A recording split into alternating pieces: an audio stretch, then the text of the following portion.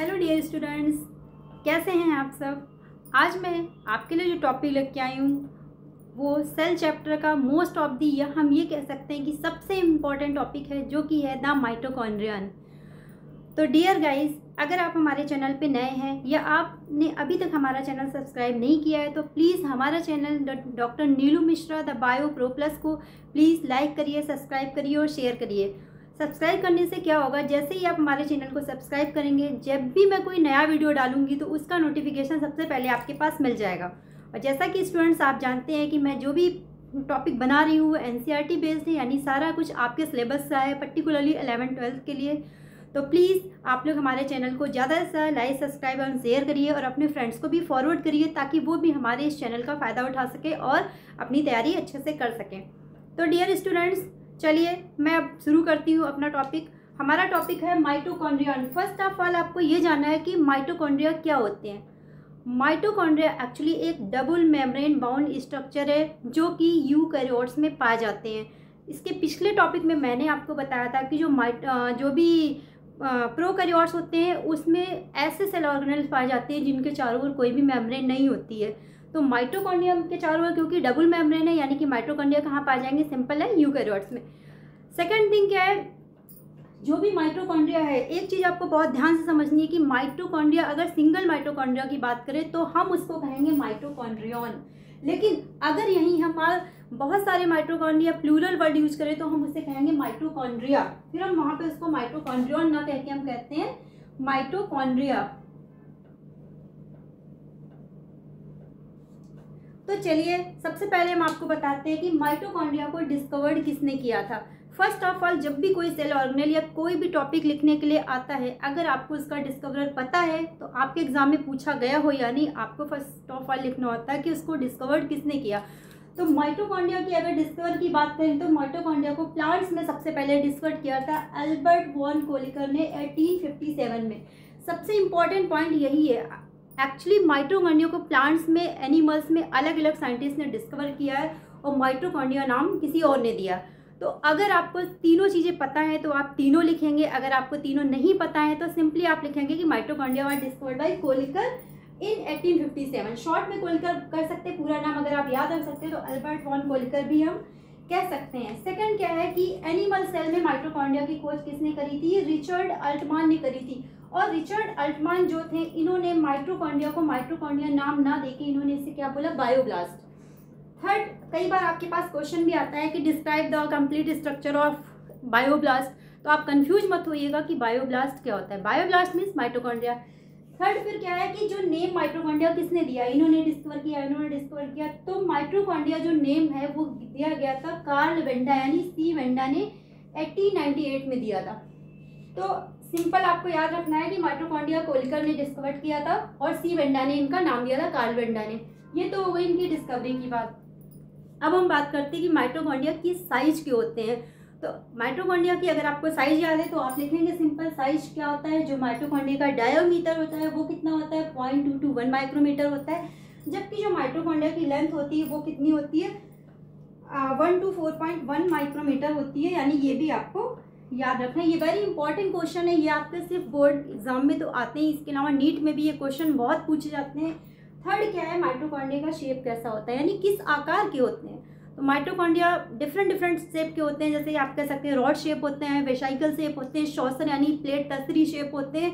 ऐसे ही mitochondria different shape के होते हैं, फिलामेंटस भी होते हैं। तो ये तो हो गए माइटोकॉन्ड्रिया के शेप, साइज और स्ट्रक्चर की बात। अब हम बात करते हैं कि माइटोकॉन्ड्रिया का स्ट्रक्चर कैसा होता है। तो स्ट्रक्चर के लिए डिस्क्राइब करने के लिए आपको कुछ भी नहीं याद करना, जैसा कि मैंने पहले ही बताया, आपको सिर्फ डायग्राम याद करना और आप अपने डायग्राम से पूरा उसका स्ट्रक्चर डिस्क्राइब करेंगे। तो चलिए देखते हैं कैसे करते हैं। आज मैंने इसकी लेबलिंग नहीं करी है, मैं आपके सामने करूंगी ताकि आपको याद रहे। तो सबसे पहले माइटोकॉन्ड्रिया क्या होते हैं, डबल वॉल मेम्ब्रेन होते हैं। तो आपको दो स्ट्रक्चर डबल लेयर बनाना है। माइटोकॉन्ड्रिया की फर्स्ट पॉइंट आपका हो गया, आप स्ट्रक्चर कैसे डिस्क्राइब करते हैं। First point, mitochondria double membranous होते हैं। सेकंड थिंग, माइटोकॉन्ड्रिया की जो इनर मेम्ब्रेन होती है वो अंदर की तरफ इस तरह फिंगर लाइक प्रोजेक्शंस में मुड़ जाती है, जिसको हम लोग क्या कहते हैं, क्रिस्टी कहते हैं। क्या कहेंगे, क्रिस्टी। तो सबसे पहले क्या है, आउटर मेम्ब्रेन। हम लोग बारी बारी से लेबलिंग करेंगे। फर्स्ट आउटर मेम्ब्रेन, उसके जस्ट नीचे कौन सी होगी, इनर मेम्ब्रेन। थर्ड पॉइंट आप क्या लिखेंगे, जो इनर मेम्ब्रेन होती है वो अंदर की तरफ फिंगर लाइक प्रोजेक्शन यानी उंगली के शेप के आकार, जैसे हम अपनी उंगलियां ऐसे मोड़े उंगली के शेप के आकार की तरह मुड़ जाती है, इसको हम क्या बोलते हैं, क्रिस्टी। अब क्या करते हैं, ये जो क्रिस्टी होती है इसमें आप देखना इस तरह के छोटे छोटे टेनिस के शेप जैसे स्ट्रक्चर लगे होते हैं ऐसे, इन स्ट्रक्चर्स को हम क्या बोलते हैं, F1 पार्टिकल बोलते हैं।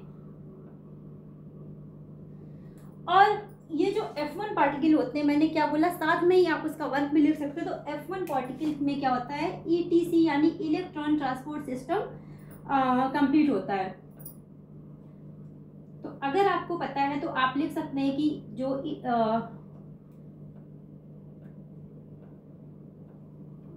F1 पार्टिकल है उनमें ETC मेटाबॉलिज्म कंप्लीट होती है यानी इलेक्ट्रॉन ट्रांसपोर्ट सिस्टम कंप्लीट होता है। ये क्या है, रेस्पिरेशन का एक प्रोसेस है। रेस्पिरेशन जैसे क्रेब साइकिल होती है, ग्लाइकोलिसिस होती है, वैसे ही इलेक्ट्रॉन ट्रांसपोर्ट सिस्टम भी होता है। रेस्पिरेशन जब आप डिटेल में पढ़ेंगे तब आपको पता चलेगा, लेकिन अभी आप शॉर्ट में ये लिख सकते हैं कि जो F1 पार्टिकल होते हैं उसमें ETC साइकिल कंप्लीट होती है। उसके बाद आप क्या करेंगे, ये जो इसमें जो भी फ्लूइड होता है उसको हम लोग क्या कहते हैं, माइटोकॉन्ड्रियल मैट्रिक्स कहते हैं।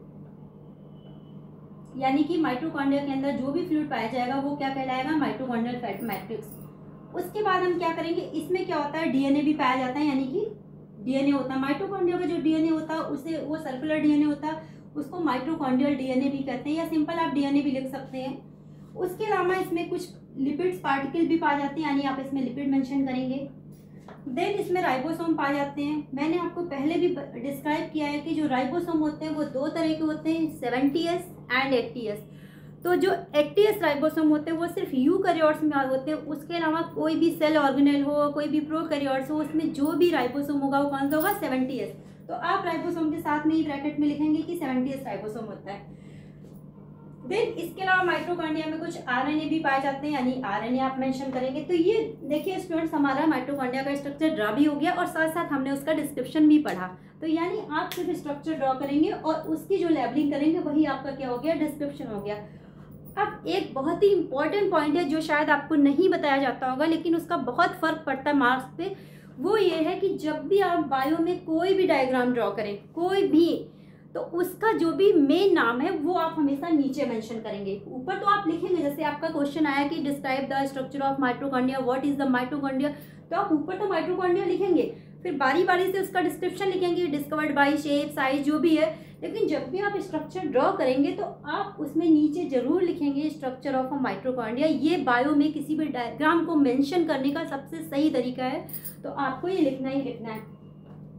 इसको मेंशन करने के बाद डियर स्टूडेंट्स आपको क्या लिखना है, why mitochondria is called the power house of the cell. Actually question भी यही आता है कि माइटोकॉन्ड्रिया को सेल का पावर हाउस क्यों कहते हैं, माइटोकॉन्ड्रिया को कोशिका का ऊर्जा गृह क्यों कहते हैं।